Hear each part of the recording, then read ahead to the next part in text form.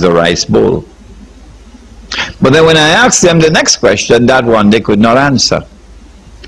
What is the major problem you will face if you want to use rice as money? The answer is the government of Indonesia has imposed price control on rice. Those who declare that we are the champions of the free market, they are the ones who impose price control. Shamelessly impose price control on rice. It is not that the government of Indonesia is buying the rice from the farmer at the true market price, okay, and then selling the rice on the market at a discounted price. No. The government of Indonesia unilaterally imposes a price for rice that is below the market price. And so the market is ripping off the rice farmer. He works and he sweats, but he does not get the fruit of his sweat. No, the blood-sucking, predatory banking system, they get the fruit of his sweat. What will we do? How can we get around this problem of price controls? Is it halal or is it haram?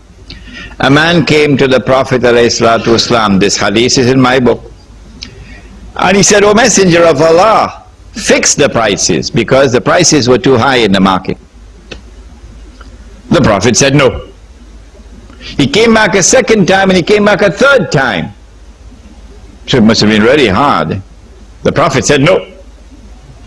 But he said, I can raise my hands and pray to Allah. We can raise our hands and pray to Allah that Allah may bring down the prices by increasing supply, for example. So Islam gives to the world a completely free and fair market with no price controls. The last free and fair market the world ever had was the market of the Ottoman Islamic State. The last free and fair market that the world ever had was the market of the Ottoman Islamic State. But those who are eating halwa know nothing about this. No. They attack the Ottoman state. They say all kind of derogatory things about it. They dismiss it. And yet it is scholars at the State University of New York in what's the name of that place? Not Stony Brook, in upstate New York.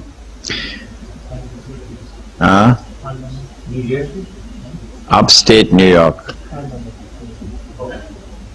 State University of New York, somewhere in upstate New York. Those scholars out there, they are the ones who did the research, non-Muslims, and they are the ones who made the declaration that the last free and fair market that the world ever had was the market of the Ottoman Islamic State. And when the Ottoman Islamic State was dismantled and Europe took control of the market around the world, the free and the fair market disappeared, and now it's a market of thieves, ripping off all of mankind of their wealth. I have given to you tonight the broad picture of the subject. First study this broad picture and try to assess the implications for us. What will Allah do to us? How great must be His anger? Before you ask me questions about how can I buy a house in Sydney,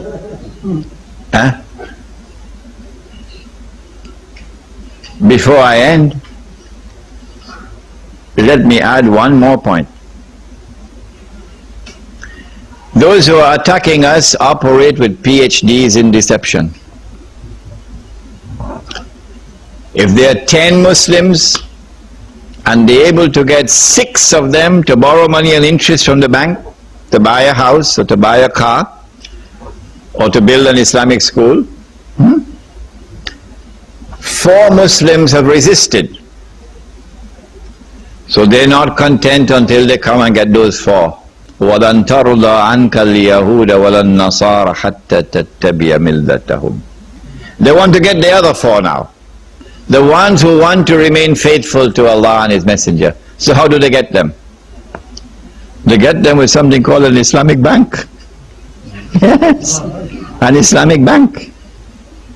Guess what the Islamic bank does? I have to tell you this one before I finish. What the Islamic bank does, 9 times out of 10, is to give you backdoor riba. Example, probably the most prominent of all examples of all the trading of the Islamic banks. In Islam, the norm of a business transaction is a cash transaction. And a credit transaction is the exception to the norm. A credit transaction would be one in which you're given time to pay, okay? The norm of a business transaction in Islam is a cash transaction. And so in Islam, market price is always cash price. Umar radiallahu ta'ala anhu came into the market and found a man selling his goods at less than the market price. Umar said to him, "Get out, raise your price or get out of our market." You lower your price to cut the throat of your competitors. And when they collapse, then you take control of the market and you raise your price. So, market price is cash price. A house is on sale for $100,000. I don't have the 100,000 to buy it. Islamic Bank says no problem. Islamic Bank says we'll buy it for 100,000 and then we'll sell it to you for 400,000. What did you say? Huh? I didn't hear you. We'll buy it for 100,000 and we'll sell it to you for 400,000. Huh? Why would I buy from you for 400,000 when it's on sale for 100,000? If I have to buy from you cash, then someone should make an appointment for me with a psychiatrist. Huh? I'm mentally unsound. No, you're not buying from me cash. It's a credit transaction. Oh, I see. So I pay you 400,000 and you give me 20 years to pay. Why am I paying an extra 300,000? Why? There's only one honest answer to that question. There's only one honest answer to that question. All the rest belong to the garbage bin. The only reason why I'm paying an extra $300,000 is because you've given me 20 years to pay. That's the only reason. And so time equals money. You are earning money through time, and that is riba. But Islamic Bank says no. There is no lending of money here. There is no loan. This is murabaha. Murabaha, where both the buyer and the seller agree on the selling price with an increase. Murabaha. No, it ain't murabaha. It's backdoor riba. Around the world today, Islamic banks, Islamic financial institutions are peddling murabaha and declaring that this is a halal transaction, and there are no shortage of muftis. If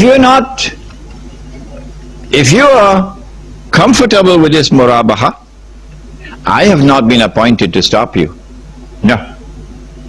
But those of you who can see that this is backdoor riba, you would avoid it. They didn't get you to the front door, so they won't get you to the back door. And then there is that other famous method of hiding the riba in a lease. A lease. But the interest is embedded in the lease contract. The price at which you are leasing the article includes the interest in the price. And so where you think that this is a straight lease contract, a rental contract, it is more than that. It is a rental contract in which the riba is incorporated into the rental price. Do not therefore allow yourself to be trapped by backdoor riba.